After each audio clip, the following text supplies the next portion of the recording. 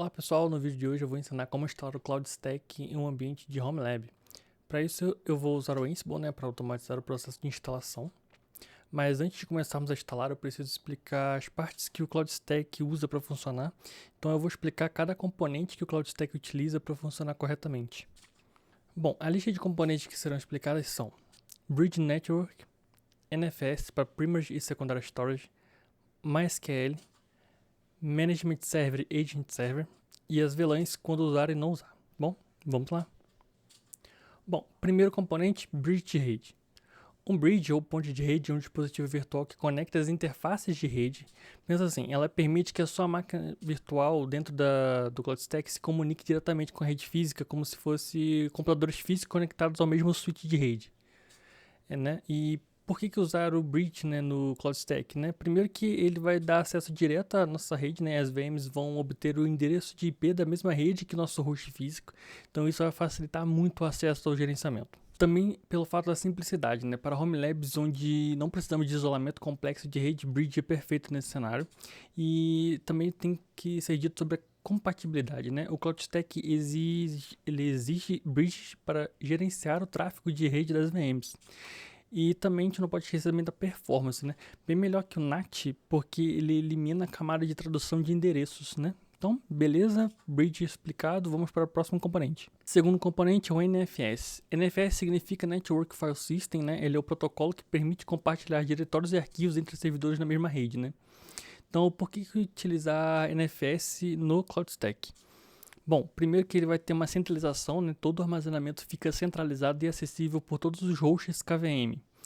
Além disso, ele vai facilitar muito a migração ao vivo de VMs entre hosts, que isso é essencial. E também pela simplicidade, para facilitar e configurar o ambiente de um home lab, nesse caso que a gente vai configurar hoje.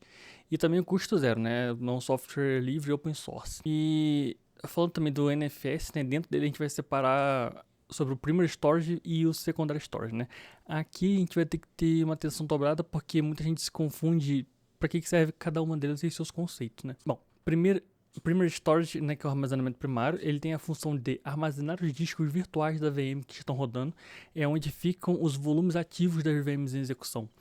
Precisa ter baixa latência, porque é utilizado para operações de I/O, input e output em tempo real. Já o Secondary Storage, a função dele é armazenar templates, ISOs, snapshots e backups em um repositório de imagem de VM, usado para fazer deploy inicial de VMs a partir de templates. O terceiro componente é o MySQL, O CloudStack ele precisa de um banco de dados relacional para armazenar todas as informações de configuração sobre metadados e estados do ambiente do nosso home lab, da sua própria infraestrutura. E o que o MySQL ele armazena, Bom, ele armazena todas as configurações de zona, pods, clusters, hosts, Vamos explicar isso mais separadamente mais para frente. Todos os metadados das VM, que são as informações sobre o volume, o snapshot, o próprio nome da VM, todas as informações delas são gravadas dentro do banco de dados. E os recursos, que seriam os inventários completos de recursos de CPU, memória, storage. Ele também armazena usuários e permissões, como contas, domínios e controles de acesso de cada usuário. E todos os eventos de log, histórico de eventos e a própria auditoria passa por ele. E também tem o estado do sistema, status de recursos e operações em andamento. Bom, neste caso aqui vamos usar o MySQL 8, Vamos fazer uma configuração específica de InnoDB para performance. Vamos fazer backup regular, que é essencial para a produção e uso de replicação. Agora o quarto componente é o Management Server, ou MGMT. O Management Server é o cérebro do CloudStack, É ele que coordena tudo. As suas principais funções como gerenciador, ele serve como o orquestrador central, então ele coordena todas as operações do ambiente. Ele também vai ter uma interface de gerenciamento, então ele vai fornecer para a gente uma UI e a API REST que a gente vai usar. Ele também é responsável pela coordenação de recursos, então ele vai alocar e gerenciar recursos entre os hosts que a gente vai utilizar, entre um só KVM ou entre os demais para somar recursos, como CPU, memória de vários computadores em um só. Então ele vai conseguir alocar recurso inteligentemente entre os nossos KVMs, os nós do nosso cluster Home Lab. Ele também faz o gerenciamento de rede, Ele configura e gerencia as redes virtuais, ele coordena os volumes, snapshots e templates e atende de todas as requisições do usuário, Então tudo que a gente fizer ali na UI, seja também como Terraform, vai passar pelo gerenciador, o management.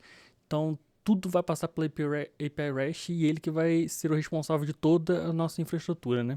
Bom, então os componentes deles vai ser o API Service, vai ser a UI e ele vai ser o agendador de recursos e os serviços que vão rodar em backgrounds. Bom, agora o agent, né? O agent, ele é instalado em cada host KVM. Ele é o intermediário entre o Management Server e o Hypervisor.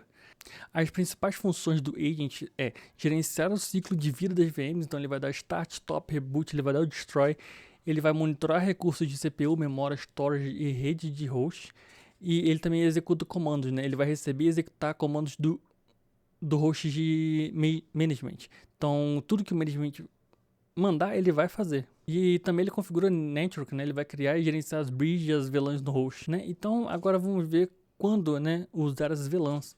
Para o Home Lab simples que a gente vai utilizar aqui, que vai ser um computador que ele vai ser o KVM e o próprio gerenciador, não é necessário, tá? Então agora já entrando no assunto das VLANs, né?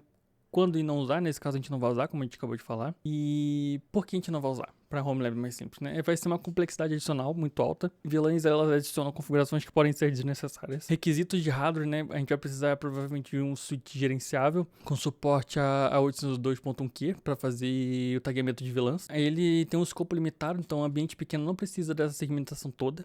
A curva de aprendizado dela é melhor começar sem VLAN, então entender o básico primeiro vai ser o melhor pra gente. E o custo, né? Você não vai precisar gastar com switch gerenciável, né? Que, querendo ou não, custa um dinheiro ali para início, né? E tá, falei quando não usar, né? Vamos falar quando é usar, né? Mas calma lá, né? VLANs são úteis sim, tá? Em determinado cenário, principalmente para o isolamento de tráfego, né? Separar o que é o tráfego de gerenciamento dos IPs públicos de acesso a alguma aplicação que a gente vai colocar e até mesmo no storage. E outro ponto também é sobre a segurança, né? Isolar diferentes tipos de tráfegos e nos garante muita segurança, né, na nossa infraestrutura e também nos dá uma performance, né? Ele evita congestionamento, separando o tráfego por VLAN. Então, a comunicação, se você tiver uma alta carga de rede em uma VLAN, não vai atrapalhar no acesso da outra. Então, isso vai ser muito, muito bom. E na parte de produção, né? E ambientes de produção sempre devem usar VLANs. Como, por exemplo, eu estou usando a parte de VLANs mais avançada, né? No meu caso, eu tenho um microtik para separar minhas VLANs. Eu distribuo ela no meu Home Lab de uma maneira mais organizada, né? Neste caso, eu tenho, no lugar da NFS, eu tenho um TrueNAS e tenho 2 computadores, né, para fazer meu Home Lab. Os 2 são KVMs e um deles é o Management. Então, eu consegui separar todas as informações de IP público, IP privado, o Management e o Storage do meu TrueNAS, todo mundo em VLANs separadas, assim, ter maior entendimento ali pela rede, né? Então, os benefícios da minha configuração ali, eu vou ter uma melhor performance de storage, né, que é o tráfego isolado no meu TrueNAS, eu vou ter uma segurança adicional, então isso aqui vai me facilitar meu troubleshooting e a prática de ambientes corporativos, né? Então, eu vou ter essa flexibilidade de expandir também sobre o meu aprendizado. Então, tudo que a gente aprendeu até agora, vamos usar a parte sem VLANs, tá? Então, agora vamos para a tela de configuração. Bom, aqui na tela agora do nosso VS Code, aqui é o projetinho que eu fiz sobre o Ansible, né?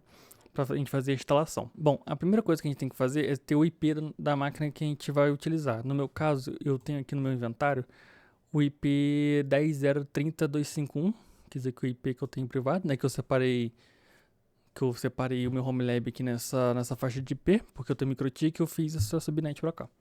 Então ela está respondendo no 251, o meu usuário Ansible vai ser Matheus e a senha desse usuário do meu Home Lab vai ser Matheus também.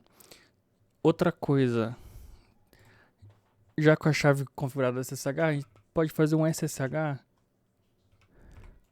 copy ID com o teu usuário para dentro da máquina. Então a gente vai conseguir fazer acesso sem precisar da senha, né? Aqui, como eu já fiz, então não é necessário. Então vou fazer um SSH aqui só para demonstrar. Ó. Essa aqui é a máquina que a gente vai usar de exemplo hoje, que é o Matheus@YouTube. Beleza. Outra coisa que a gente precisa ver aqui no Group Vars, né?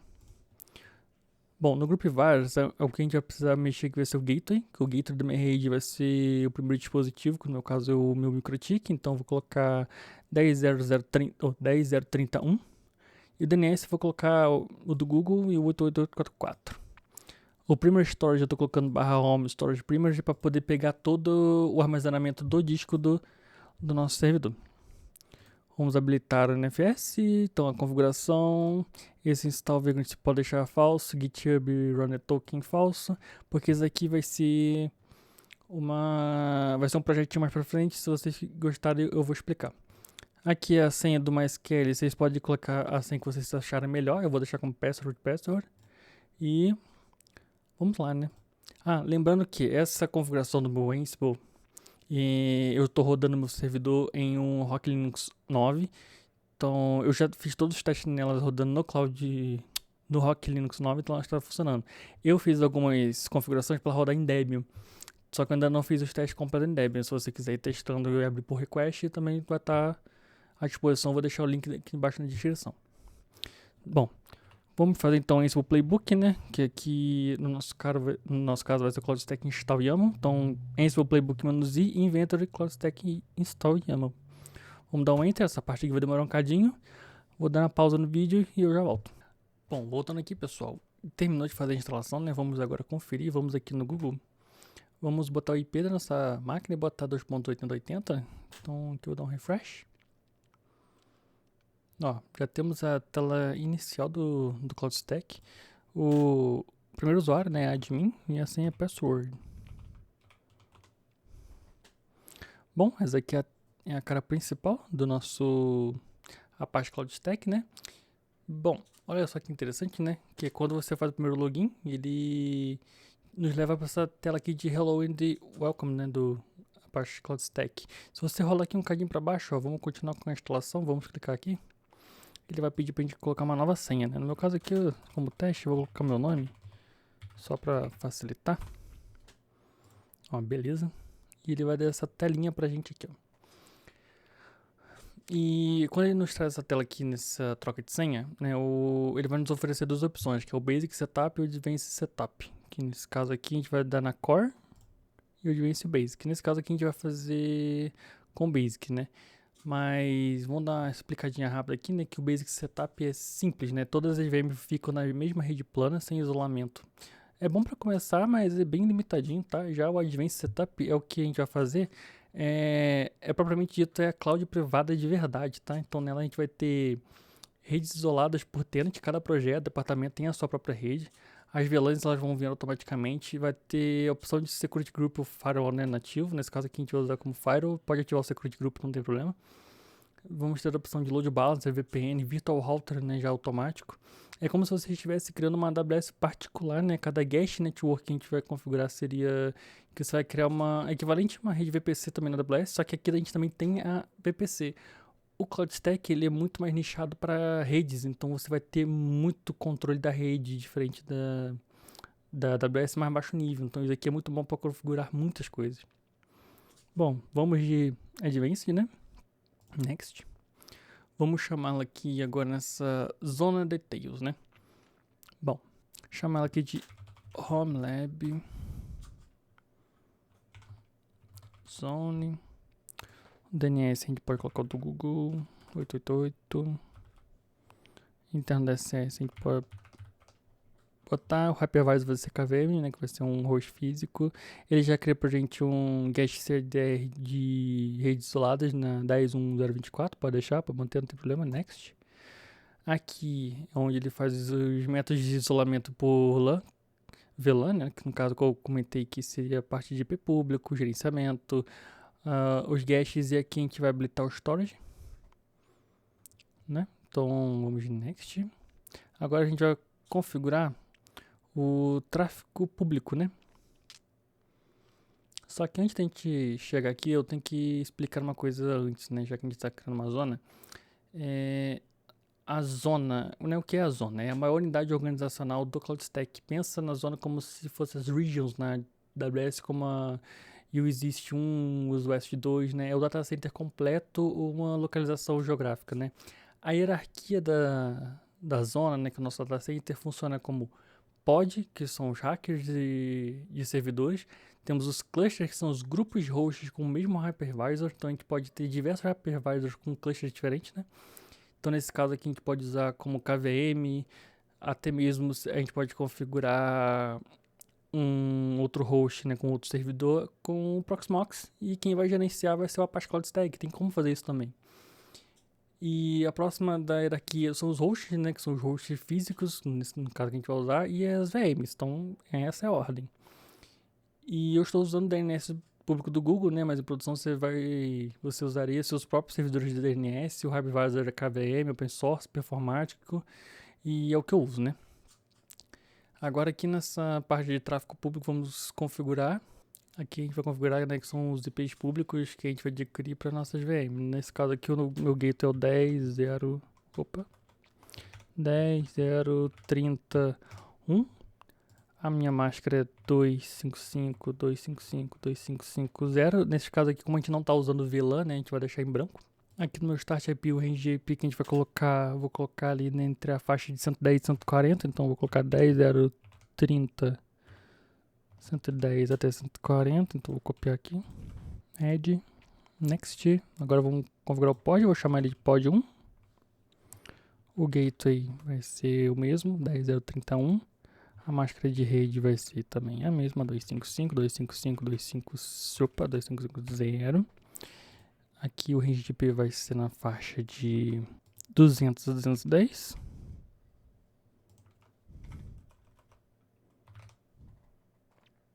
Next. Aqui esse guest VLAN range que ele vai fazer automático, vamos colocar de 100 a 200. Não tem problema. Agora no storage traffic a gente vai colocar as mesmas configurações. 255.255.255.0. Na faixa de rede 141 a 160, por exemplo. Lembrando, tá, gente, que só para não deixar nada em conflito, estamos usando esses ranges aqui. Certo, next. Cluster, vamos chamar de cluster 1. Aqui a gente poderia separar por cluster KVM, cluster de Proxmox, né? Então não tem problema. Agora o host é o próprio. Então aqui a gente vai colocar o nosso host, né, que é o 10.032.51. O meu usuário ele vai ser o root com a senha do meu servidor, que é o meu nome, né, que vocês tinham visto lá. Então next. Agora aquela parte de primary e secondary storage, então a gente vai chamar aqui de primary storage. No escopo a gente pode deixar vazio, o protocolo dele vai ser NFS. O IP do nosso NFS vai ser a próprio host, né, que aqui é o 251. O path tá lá na nossa descrição aqui, ó, do nosso Ansible, que é o primary, que é home, storage primary. Então next. Aqui no secondary a gente vai fazer a mesma coisa. Vamos chamar aqui de secondary storage. No nosso server, 10.032.51. O meu path aqui vai ser secondary.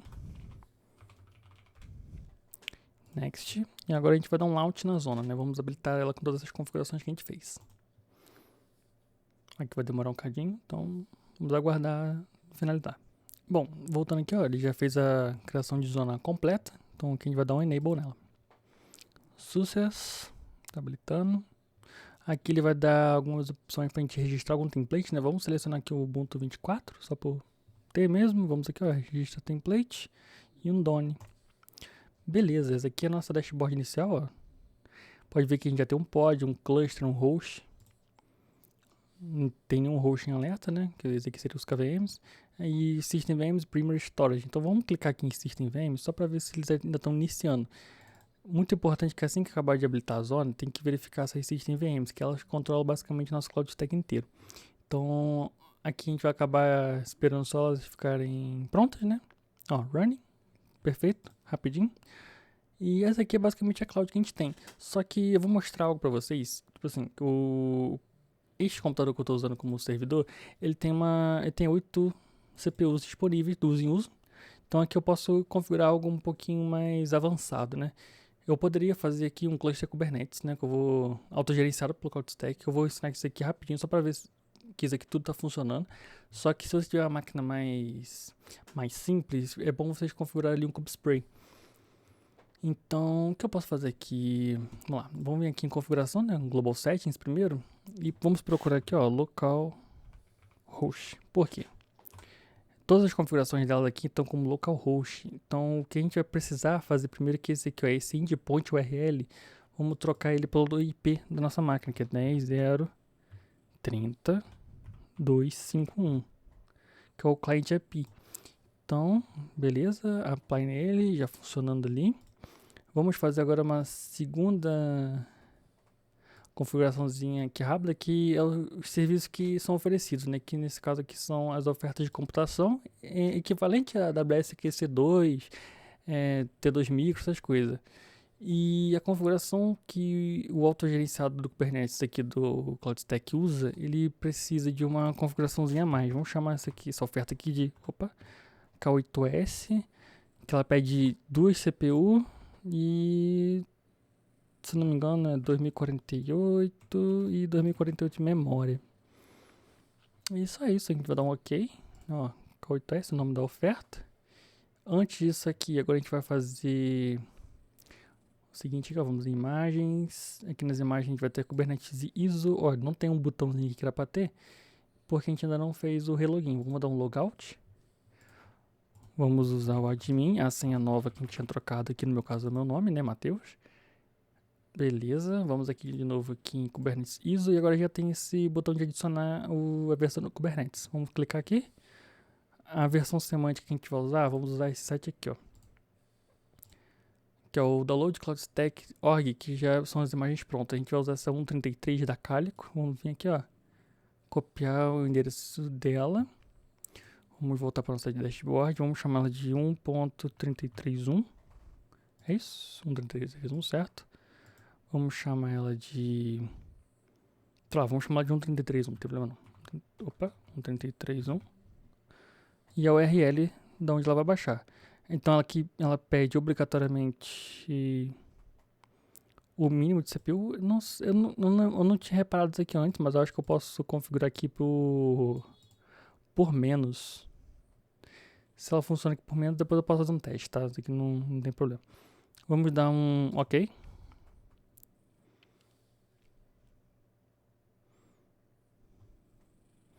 Aqui ela já está habilitando, vamos abrir ela aqui. Ó, tá aí o state in creating, no caso, tá criando. Vamos esperar ela ficar ready. Então vamos esperar mais um bocadinho. Bom, como a gente viu aqui, ó, ela já está ready, então ela já está pronta para uso. Então o que a gente vai fazer agora? Vamos aqui em compute, vamos aqui, ó, em Kubernetes e vamos criar um novo cluster, né? Nesse caso aqui eu vou chamar de, vamos ver, cluster YouTube, né? Já que a gente está fazendo aqui. Ele já pega automaticamente a versão que baixou lá, 1.3.1, e o nosso serviço oferecido, né? Então aqui a gente já está pegando aqui o próprio que a gente criou lá. Vai pegar aqui um 8, o máximo de worker nodes aqui a gente vai colocar 1. A gente pode botar SSH depois, mas aqui é uma configuração para depois. E a gente vai dar OK que ele vai começar a criar. Ó, já está criando, ele vai startar e quando ele terminar aqui eu volto rapidinho com vocês. Bom, podemos ver que agora o cluster já finalizou, né? Vamos agora clicar agora para ver, né, onde foi criado esse clusterzinho, né? Vamos ver aqui em instances. Podemos ver aqui, ó, que ele criou duas VM pra gente, chamada cluster YouTube do Control e o Node, né? Então ele já montou um cluster pra gente. E aqui tá os seus IPs privados, então a gente não consegue acessar lá diretamente, né? Aí você me pergunta como que a gente vai conseguir acessar, né, esse cluster que a gente acabou de usar, né? Então, se a gente for vir aqui em Network, lembra que eu falei que o CloudStack ele é inteligente ao ponto de gerar os IPs pra gente? Então, se a gente ver aqui o Public IP, esse cluster novo que a gente usou, ele tá na rede de Cluster YouTube Network. Ele já criou toda a sua infraestrutura de rede pronta para uso, então ele já facilita. Então, ele vai responder neste IP público 10.30.112. Então, vamos voltar aqui em Compute, vamos aqui em Kubernetes. Vamos selecionar o nosso cluster que a gente acabou de configurar. Aqui, ó, o IP do cluster, né? Memória, 2 nós, tem todas as configurações aqui. E agora a gente vai vir aqui em Access, essa mensagem aqui, ela vai sumir depois, tá? Não tem problema. Aqui a gente vai pegar a nossa configuração. Eu, no meu caso aqui, vou dar um Ctrl C nela. Deixa eu abrir meu terminal. Eu vou aqui na minha pasta Kube. Opa, Kube. Aqui dentro ela vai ter o ponto .config, então no meu caso vou aqui usar um nano config, eu acho que nem tem, eu tenho que criar. Isso. Colei aqui, o IP do servidor, que é o 0.30.112, salvar. E aqui eu já posso usar, deixa eu ver se eu consigo usar o CTX para selecionar, que o Kubernetes é de minha Kubernetes, então já tenho acesso. Vamos aqui, Kernel, que é o CTL que pode usar. Então, pode ver que ele já está rodando, que eu tenho até o Cloud Controller Manager, ele acabou de ser criado. Deixa eu mover essa tela aqui rapidinho, só para vocês verem, tem 2 minutos que o nosso cluster já está pronto. E está na versão do Kali, que o negócio a gente configurou. Então é isso, gente. Essa foi a configuração ali usando o Ansible, né? Se você gostou desse vídeo e se você quiser que eu faça um projetinho de DevOps, né? A partir do CloudStack, eu faço. Eu provavelmente vou fazer essa série, mas é só me cobrar. Então, se você gostou, deixa um like, deixa um comentário aí, compartilha se gostou. Então, valeu, falou, até a próxima.